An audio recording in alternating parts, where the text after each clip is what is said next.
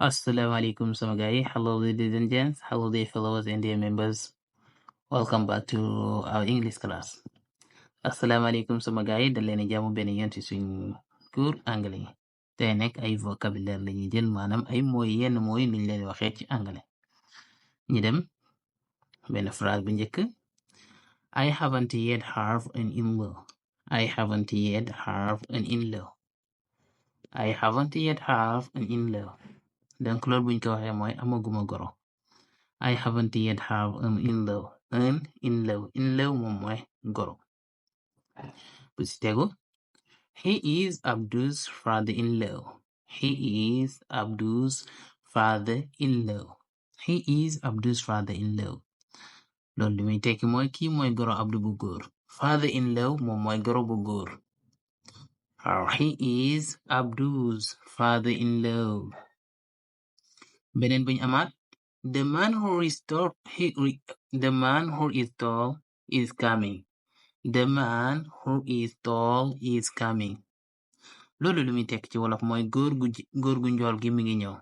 The man who is tall. Tall moom mooy ku njool. The man who is tall is coming. Beneen bi. I saw the phone which you were looking for. I saw the phone which you were looking for. Donc loolu lu muy tekki moom ba tey mooy gisoon naa téléphone gi nga doon wër. Waaw téléphone bu nga doon wër gis naa ko. I saw the phone which you were looking for. Beneen expression. I am talking to the boy whom I met in the morning at the restaurant. I am talking to the boy whom I met in the morning at the restaurant. Lu mu bëgg a wax foofu mooy maa ngi wax ak xale bu góor bu ma daje woon ci restaurant bi ci suba. Waaw ci suba. I am talking to the boy whom donc I am talking to the boy whom I met in the morning at the restaurant. Beneen bi. Today you come home late at night.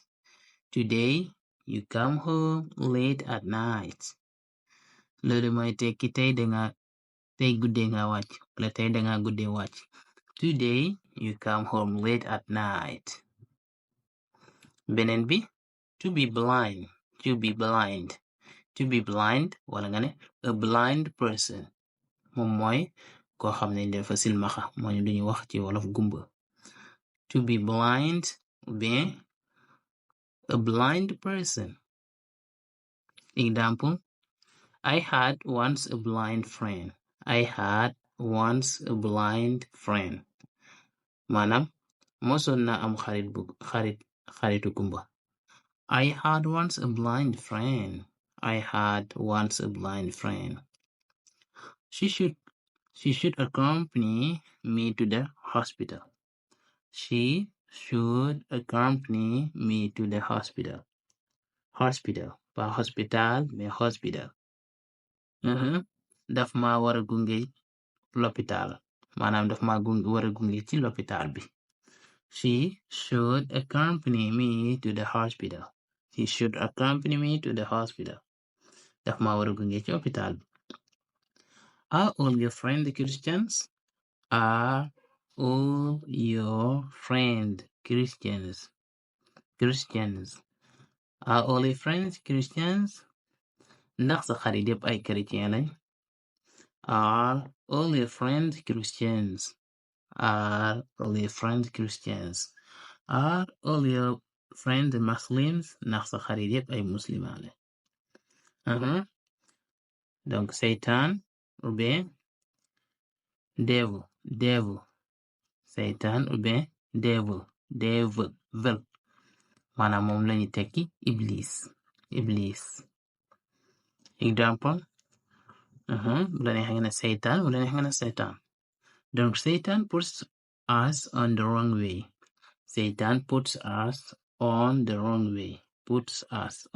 way. Maanaam iblis saa su ne iblis maanaam iblis lañuy dugal ci yoon bu bon. Satan puts us on the wrong way. I am tired of eating fish. I am tired of eating. Bu la neexee nga ne eating, bu la neexee nga ne eating. I am tired of eating fish. Bu la neexee nga ne I am wala am. I'm tired of eating fish. Jën daf ma soof wala dama sonn ci lekk jën. I am tired of eating fish.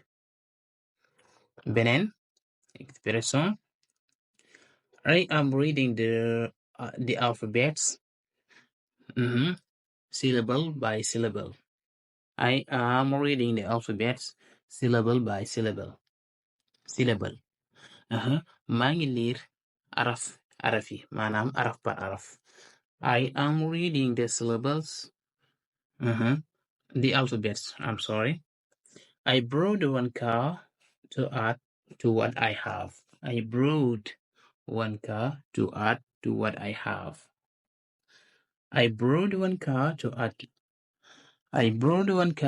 to what I have maanaam àbb naa benn woto pour yokk ko ci li ma am. I borrowed one car to add to what I have. I borrowed moom mooy nga àbb donc I borrowed one car àbb naa benn oto. Beneen example. He is also tired now. He is also tired now. He is also tired now. Moom tamit wala moom itam dafa sonn. Moom itam dafa sonn. Donc, he is also tired now. He is also tired now. He went to pray at the mosque. He went to pray at the mosque. He went to pray at the mosque. Dafa dem julli ji ci jàkka ji. Dafa dem julli ji ci jàkka ji. He went to pray at the mosque. He went to pray at the mosque. Dafa dem julli ji ci jàkka ji. He went to pray at the mosque. I am proud of my family. I am proud of my family. Yeah, I'm proud of my family. I am proud of my family. Maanaam dama fonk sama famille. I am proud of. Donc proud of mooy fonk. Yeah, I am proud of you. Dama la fonk. Beneen bi. We have many factories in Senegal. We have many factories in Senegal.